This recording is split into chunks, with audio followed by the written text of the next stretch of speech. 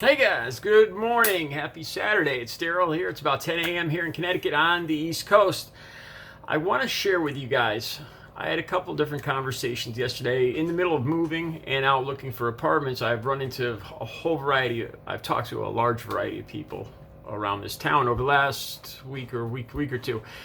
I want to talk specifically about. I want to keep this very private, so I'm not going to mention any names or anything, but this is an honest to God, truthful conversation, and I'll phrase it as best I remember how our conversation went. And it's troubling. It's enlightening.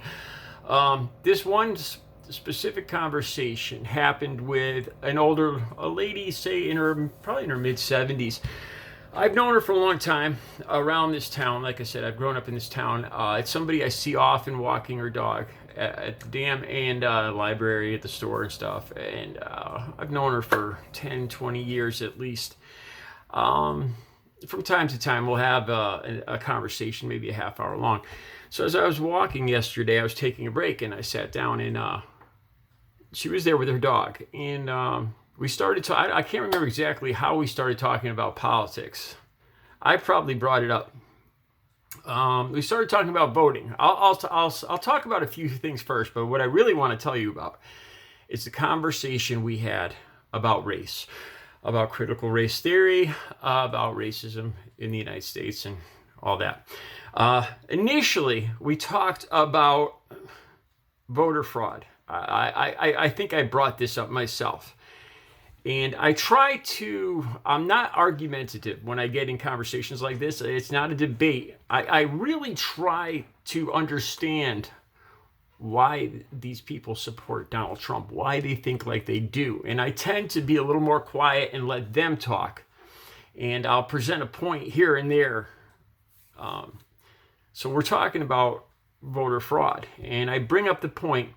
This lady says that she thinks it's a very good idea that there's these voter suppression laws that they're actually passing in these states, because she believes, she's an adamant watcher of Fox News and Sean Hannity, and she truly believes that there was problems with voting.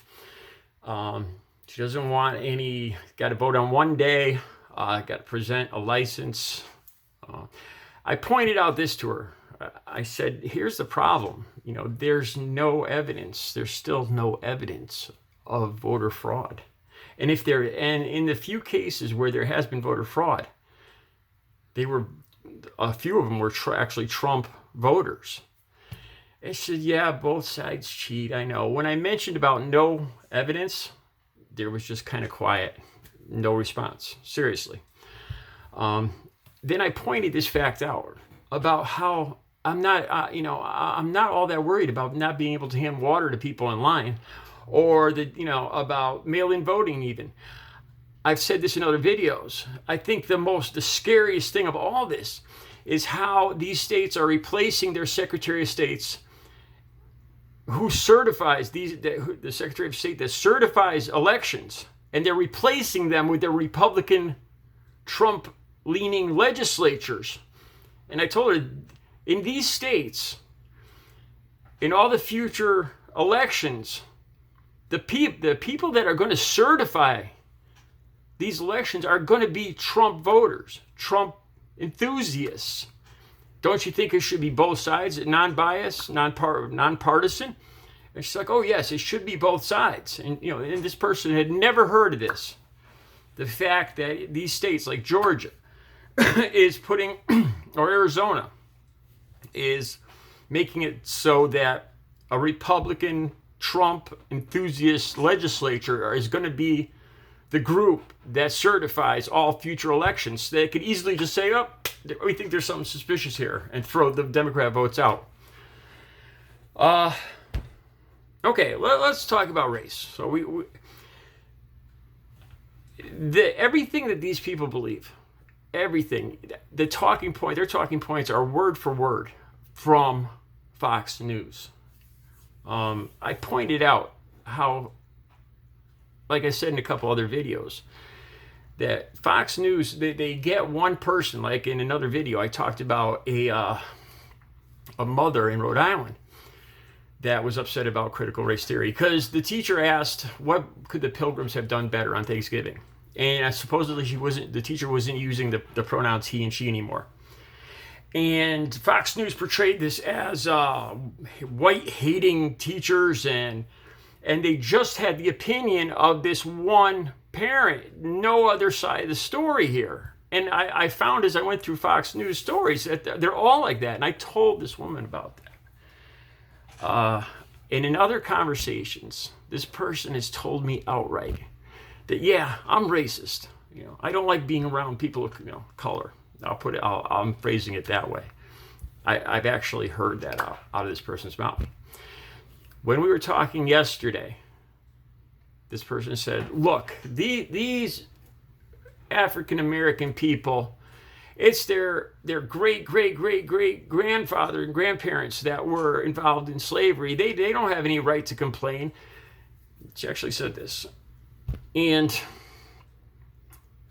on one hand, she's saying, like, there's no problem with race. It's the only problem with race, she's saying, is that the critical race theory being taught in schools is making people think of racism. The same person that told me in another conversation that she's flat out racist. So the conversation goes on, and I start talking about, I said that if I was an African American father, and my child was coming home, my 18-year-old kid worked at a pizza place and got out at 1 a.m. and drove home, I would be scared to death every night that he was going to get pulled over, he'd make a wrong move, and he might get shot. I was explaining this, and this person came out and said, Daryl, I think African American people are just criminals. They commit more crimes than white people. But yet, the same person told me that she doesn't think there's a problem with racism. There wouldn't be any problem if we just move on and don't talk about it. But she thinks African American people are criminals. So I pointed out that I said, look, I've gotten into a lot of trouble over my life. I used to use and all that. I've told you guys before how I got caught shoplifting probably when I was 15, and I got let go. The cop was in the front seat, and he turned around. And my name, Daryl, is French, and he asked my nationality as he was driving me to the police station getting caught shoplifting. And I said, I'm French Canadian. Back then, I didn't tell people as much about being Native American. I was raised to be kind of ashamed of it. Now I talk about it more, but back then I think I just mentioned French Canadian.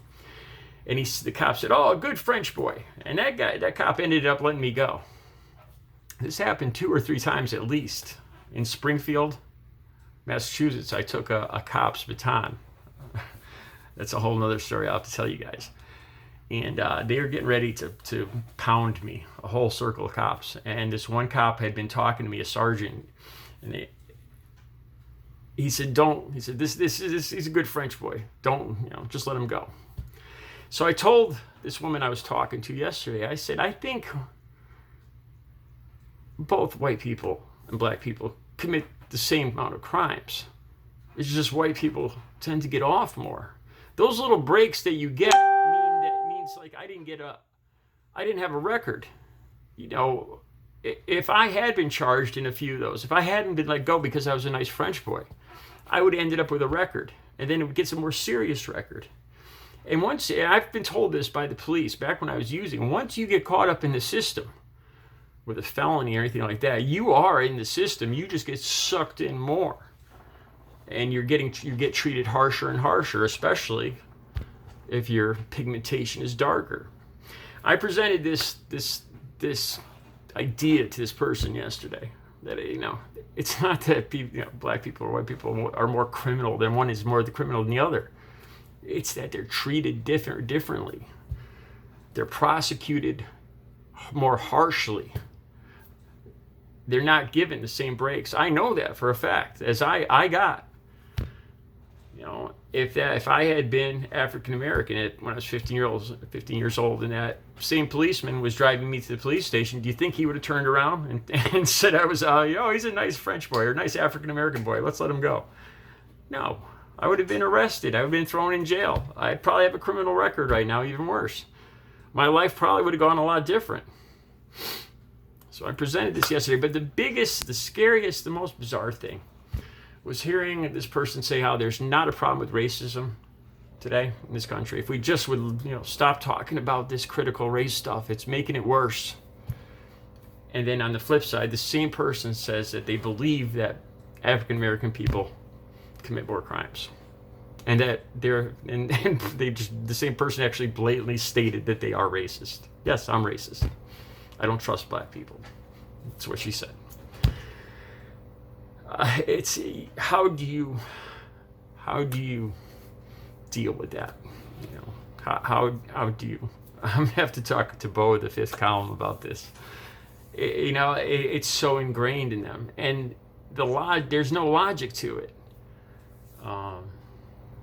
It's a hard thing to break apart, to put a crack in this ball of racism. They have these beliefs, this ball of beliefs, this belief system they have that's so faulty. They don't even see the hypocrisy and the irony that half of what they're saying doesn't even make sense.